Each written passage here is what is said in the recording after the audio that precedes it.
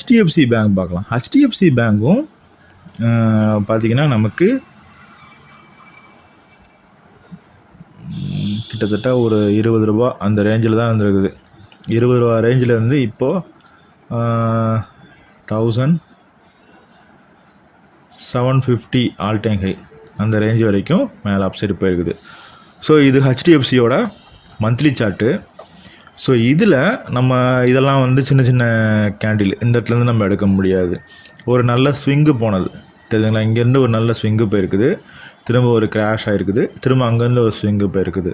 So நம்ம இந்த இடத்தையும் ஏற்கனவே கிராஷ் ஆன இடத்தையும் எப்படி கனெக்ட் பண்ணோம் அப்படின்னா ஒரு சப்போர்ட் கிடைக்கும். இல்லை அப்புறம் கொஞ்சம் அட்ஜஸ்ட் பண்ணிக்கலாம் அதை, தெரியுதுங்களா. இந்த இடம் வந்து ஒரு சப்போர்ட்டாக இருந்திருக்குது, திரும்ப இந்த இடம் சப்போர்ட்டு, திரும்ப இதுதான் கோவிட் கிராஷ்லேயும் இந்த இடத்துலாம் சப்போர்ட் எடுத்துருக்குது.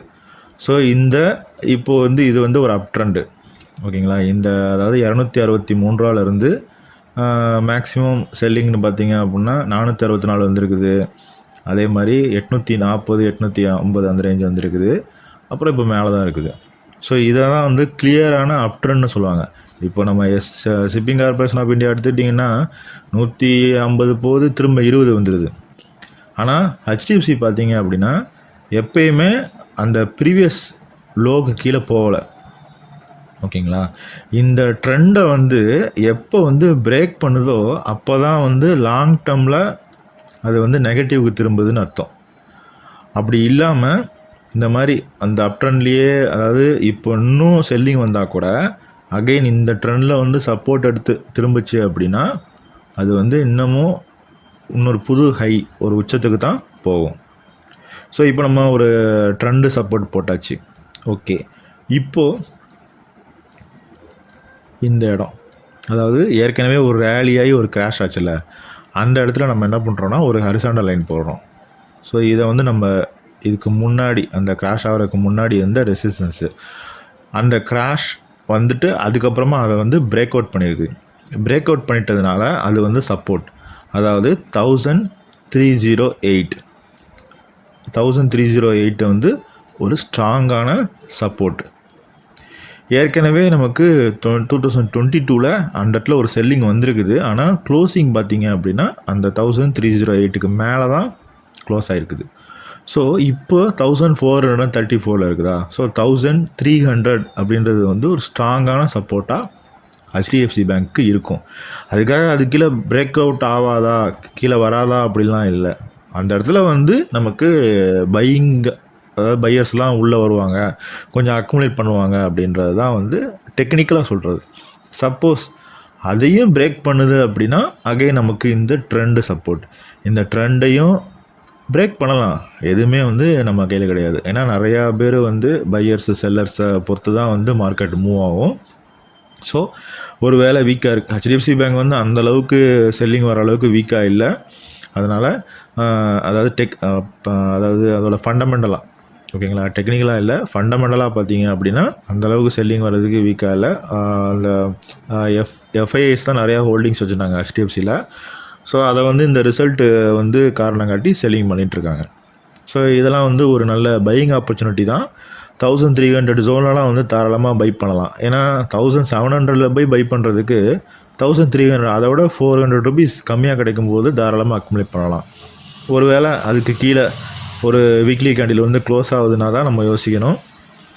அது கீழே போனாலும் நமக்கு 1150 அந்த ரேஞ்சு வந்து ஒரு சப்போர்ட்டாக இருக்கும். அதுக்கும் கீழே போனால் தான் நமக்கு இங்கே இடத்துல நம்ம என்ன பண்ணணும்னா கொஞ்சம் பை பண்ணிக்கணும். அதாவது ஃபுல்லாக பை பண்ணிடக்கூடாது. ஒரு நம்ம ஹெச்டிஎஃப்சிக்குன்னு ஒரு 1 lakh இன்வெஸ்ட்மெண்ட் பிளான் வச்சுருக்கோம்னா அதில் ஒரு 25% நம்ம வந்து அக்குமுலேட் பண்ணிக்கலாம். திரும்ப கீழே வந்துச்சுன்னா மறுபடியும் ஒரு 25%. அது கீழே போச்சுன்னா நம்ம தலையிலத்தை யாரும் மாற்ற முடியாது, செல்லிங் பண்ணிவிட்டு வெளியே வந்துடணும். சப்போஸ் இந்த இடத்துலேருந்து திரும்புதுன்னு வச்சுக்கோங்களேன், இந்த மாதிரியான ஒரு நல்ல புல்லிஷ் ரிவர்சல் கொடுத்துச்சு அப்படின்னா அகைன் போயிட்டு நம்ம அக்குமுலேட் பண்ணிக்கலாம், மறுபடியும் கொஞ்சம் அமௌண்ட்டை வந்து இன்வெஸ்ட் பண்ணிக்கலாம்.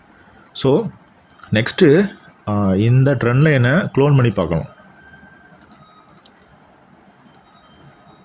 இந்த ட்ரெண்ட் லைனை க்ளோன் பண்ணி நம்ம வேறு எங்கேயாவது இந்த ட்ரெண்டுக்காக சப்போர்ட் இருக்கா அப்படின்னு சொல்லி பார்க்கும்போது ஸோ நம்ம இதை க்ளோன் பண்ணி பார்க்கும்போது இந்த இடத்துல இது வந்து ரெசிஸ்டன்ஸாக இருந்திருக்குது. அப்புறம் இது வந்து ஒரு ஃபால்ஸ் பிரேக் அவுட் கொடுத்துருக்குது. அகெயின் மறுபடியும் இந்த ட்ரெண்ட் லைன் வந்து ஒரு சப்போர்ட்டாக இருந்திருக்குது. இந்த கோவிட் கிராஷில் தான் வந்து அதை கிராஷ் பண்ணி கீழே இறக்கிருக்குது. திரும்ப அந்த ட்ரெண்ட் லைனுக்கு மேலே பார்த்தீங்களா ஓப்பன் ஆன உடனே ஒரு நல்ல புல் கேண்டில். அதிலிருந்து அந்த ட்ரெண்ட் லைனை இது வரைக்கும் பிரேக் டவுன் ஆகி க்ளோஸ் வைக்கலை. ஸோ இந்த இடத்துலையும் அகெயின் இந்த ஹரிசாண்டலாகவும் பார்த்தோம். இந்த ட்ரெண்டாக பார்க்கும்போதும் இந்த மந்த்லி க்ளோசிங் வந்து இந்த ட்ரெண்ட் லைனுக்கு மேலே தான் வந்திருக்குது. ஸோ இந்த இடத்துலையும் ஒரு செல்லிங் திரும்பும்போது இந்த ட்ரெண்ட் லைன் வரைக்கும் வந்துட்டு ஒரு 2 மாதம் நல்லா புல்லிஷ் கொடுத்துருக்குது. இப்போ 2 மாதம் ஏறினதை ஒரே மாதத்தில் இறக்கிருக்கு. இன்னமும் இந்த மாதம் வந்து க்ளோஸ் ஆகலை. இந்த மாதம் க்ளோஸ் ஆகிறதுக்கு இன்னும் ஒரு 3 days ட்ரேடிங் இருக்குது. இப்போது இந்த இருக்குது பாருங்களேன். இப்போ நம்ம ஈஸியாக வந்து டார்கெட் ப்ரெடிக்ட் பண்ணிடலாம். இந்த ரேஞ்சு அதாவது 1450. இந்த 1450க்கு மேலே 3 நாளில் ட்ரேட் ஆகி க்ளோஸ் ஆகணும். அப்படி க்ளோஸ் ஆச்சுன்னா அகெயின் வந்து இந்த ஃபஸ்ட்டு சப்போர்ட்டிவ் ட்ரெண்டுக்குள்ளே திரும்பிடும் ஹெச்டிஎஃப்சி பேங்க்கு. அப்படி இல்லாமல் 1308க்கு வந்துச்சுன்னா இந்த ஃபஸ்ட்டு ட்ரெண்டை வந்து பிரேக் பண்ணியிருக்குது. ஆனால் ஹரிசாண்டல் ட்ரெண்டை வந்து பிரேக் பண்ணலை.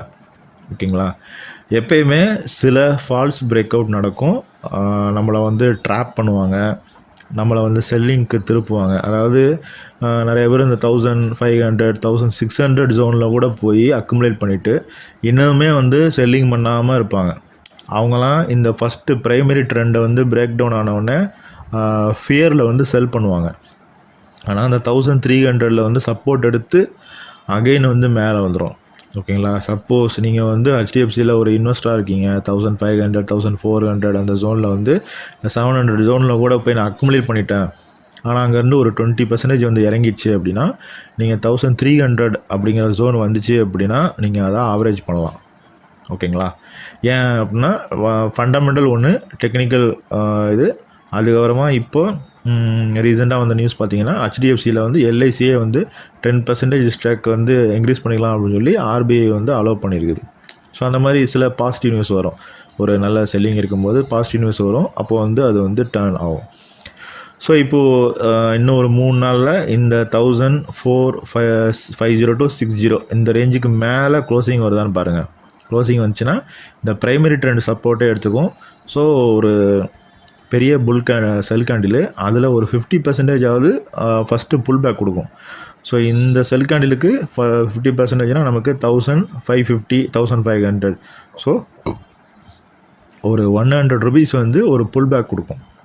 அகெயின் வேணால் நம்ம கொஞ்சம் சைடுவேஸு அக்குமுலேஷன் அதெல்லாம் ஆகி இல்லை இன்னும் லோயர் டைம் ஃப்ரேமில் பார்க்கும்போது சில பேட்டர்ன்லாம் க்ரியேட் பண்ணலாம். அந்த மாதிரி பேட்டர்ன்லாம் க்ரியேட் பண்ணிவிட்டு அங்கேருந்து மறுபடியும் மேலே போகிறதுக்கு சான்சஸ் இருக்குது. ஸோ மேலே ரெசிஸ்டன்ஸாக பார்க்கும்போது இந்த ட்ரெண்ட் லைனே அகெயின் நம்ம க்ளோன் பண்ணோன்னா இதாக இருக்குது பாருங்களேன், இந்த ஜோன். ஸோ இவ்வளோ தூரம் நமக்கு மேலே ரெசிஸ்டன்ஸாக இருக்கும். ஹரிசாண்டலாக பார்க்கும்போது ஆல் டைம் ஹை ஒன்று, ஆல் டைம் ஹை இதெல்லாம் பார்த்தீங்கன்னா ஆல் டைம் ஹையில் போயிட்டு சும்மா செல்லிங் திரும்பினது. ஸோ இந்த 1723 ரவுண்டாக சொல்லணும்னா 1720. ஸோ இந்த ஜோனை வந்து நீங்கள் ரெசிஸ்டன்ஸாக மார்க் பண்ணி வச்சுக்கணும். ஸோ அப்போது மேபி நீங்கள் இங்கே வாங்குறீங்க 1400 450 ஜோனில் வாங்குறீங்க, திரும்ப வந்து வேகமாக அதாவது சைடுவேஸ் போயிட்டு வந்துச்சு அப்படின்னா அது வந்து பிரேக் அவுட் ஆகிடும். ஒரு மாதிரி ஒரு சின்ன சின்ன கேண்டிலாக போட்டு வந்துச்சு அப்படின்னா இந்த இடத்துல வந்து கொஞ்சம் சைடுவேஸ் ஃபார்ம் பண்ணிவிட்டு பிரேக் அவுட் ஆச்சுன்னா மேலே போயிடும். அப்படி இல்லை அது வேகமாக வந்தாலுமே இந்த 1200 ஜோனில் வந்து பிரேக் அவுட் ஆகுதான்னு நீங்கள் வெயிட் பண்ணி பார்க்கணும். பிரேக் அவுட் ஆகலை அப்படின்னா நீங்கள் அந்த இடத்துல வந்து பார்ஷியலாக ப்ராஃபிட் புக் பண்ணிக்கணும். ஸோ இதெல்லாம் நெக்ஸ்ட் லெவல். நம்ம ஃப்யூச்சரில் ஒருவேளை ரிவர்சல் ஆச்சு மேலே வருது அப்படின்னா நம்ம அடுத்தது பார்த்துக்கலாம். இல்லை நீங்கள் யாரையுமே வந்து கேட்க தேவையில்லை. இந்த மாதிரிலாம் ஒரு ட்ரெண்ட் லைன் நீங்களே அனலைஸ் பண்ணி நீங்களே ட்ரெண்ட் லைன்லாம் போட கற்றுட்டிங்கன்னா எங்கே சப்போர்ட் இருக்குது எங்கே ரெசிஸ்டன்ஸ் இருக்குங்கிறத நீங்களே கண்டுபிடிச்சிடலாம். Okay, thank you.